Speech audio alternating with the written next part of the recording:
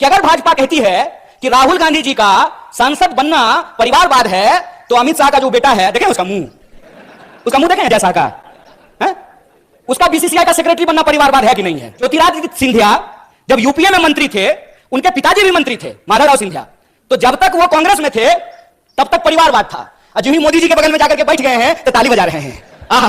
उनकी सूरत देख रहे हैं।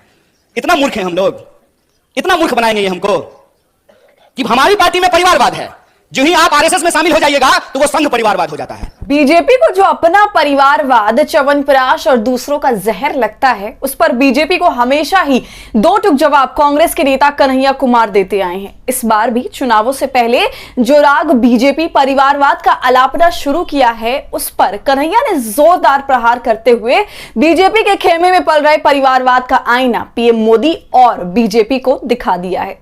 नमस्कार, आदाब, आप देख रहे हैं खबर अड्डा और आपके साथ मैं हूं सुम्बुलीरम। अब बात बस इतनी है कि कांग्रेस अपनी जमीन जहां धीरे धीरे मजबूत करती जा रही है, वहीं बीजेपी अपने पिटारे से वही पुराने हथियार निकालकर कांग्रेस पर निशाना साध रही है, जिसका असर दिखना तो दूर, लोग अब उसे सुनने तक को तैयार नहीं है। लेकिन बीजेपी है कि वो अपने फूके हुए कारतूसों को दागने से बाज नहीं आ रही है और यही कारण है कि कांग्रेस अब इन हमलों पर आक्रामक होने की जगह अब इनकी खिल्ली उड़ाने लगी है और लोगों को समझाने पर उसका ध्यान ज्यादा है कि कैसे बीजेपी खुद, जो सिर से लेकर पैर तक परिवारवाद के समंदर में सराबोर है, वो दूसरी पार्टियों पर यह आरोप लगाती फिर रही है कि वो परिवारवादी पार्टियां हैं। इसी आरोप पर कांग्रेस नेता कन्हैया कुमार ने बीजेपी को आड़े हाथों लेते हुए उसे समझाया कि परिवारवाद का मतलब सिर्फ राहुल गांधी या कांग्रेस नहीं है, बल्कि परिवारवाद के चेहरे जय शाह, ज्योतिरादित्य सिंधिया और वो तमाम नेता हैं जो बीजेपी में अपने बाप की रसूख की रोटियां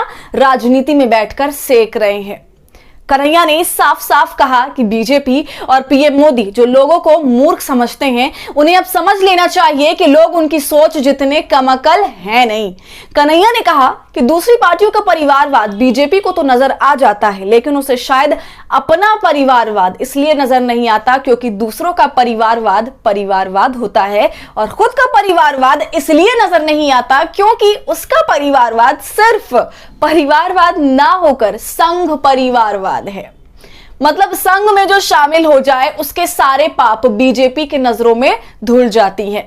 सुनिए कि अगर भाजपा कहती है कि राहुल गांधी जी का सांसद बनना परिवारवाद है, तो अमित शाह का जो बेटा है, देखें उसका मुंह देखें जैसा का है, उसका बीसीसीआई का सेक्रेटरी बनना परिवारवाद है कि नहीं है। और ज्योतिरादित्य सिंधिया जब यूपीए में मंत्री थे, उनके पिताजी भी मंत्री थे, माधवराव सिंधिया, तो जब तक वो कांग्रेस में थे तब तक परिवारवाद था। और जो ही मोदी जी के बगल में जाकर के बैठ गए हैं तो ताली बजा रहे हैं। उनकी सूरत देख रहे हैं। इतना मूर्ख हैं हम लोग, इतना मूर्ख बनाएंगे ये हमको कि हमारी पार्टी में परिवारवाद है, जो ही आप आरएसएस में शामिल हो जाइएगा तो वो संघ परिवारवाद हो जाता है। सुना आपने कि कैसे कन्हैया ने बीजेपी के परिवारवाद वाले गुब्बारे को फोड़कर उसकी हवा निकाल दी और ये साफ कर दिया कि परिवारवाद का जो आरोप बीजेपी दूसरों पर मढ़ती रहती है, वो सबसे ज्यादा खुद ही इस दलदल में धसी हुई है। कन्हैया के जवाब को एक किनारे रख भी दें तो ये बात कहीं से भी निराधार नहीं है कि जो भी आरोप बीजेपी दूसरों पर मढ़ती है, वो सबसे ज्यादा वही काम खुद करती है। अब देखिए कि बीजेपी परिवारवाद, राष्ट्रवाद और भ्रष्टाचार के नाम पर विपक्ष को घेरती रहती है, लेकिन अमित शाह के बेटे जय शाह, राजनाथ सिंह के बेटे पंकज सिंह, वसुंधरा राजे के बेटे दुष्यंत से लेकर कांग्रेस से बीजेपी में गए माधवराव सिंधिया के सुपुत्र ज्योतिरादित्य सिंधिया तक, कई नाम उसके खेमे में परिवारवाद के जीते जागते उदाहरण हैं। अब आइए बात राष्ट्रवाद की भी कर लेते हैं। अब भला जिस पार्टी की सांसद साध्वी प्रज्ञा जैसी गोडसे उपासक हो और जिसके लिए खुद पीएम ये कह चुके हो कि सांसद साहिबा के बयान बापू के संदर्भ में वो कभी माफ नहीं कर पाएंगे, उसका पार्टी में बने रहना बीजेपी के राष्ट्रवाद की सारी पोल पट्टी खोल देता है। तो वहीं भ्रष्टाचार के दाग तो बीजेपी पर उसके पूर्व अध्यक्ष बंगारू लक्ष्मण के समय से ही लगते आए हैं, जब उन्हें ऑन कैमरा घूस लेते हुए पकड़ा गया था। इसलिए बीजेपी जरा सोच समझकर अपने दांव चले तो उसे बाद में बैकफुट पर जाना नहीं पड़ेगा।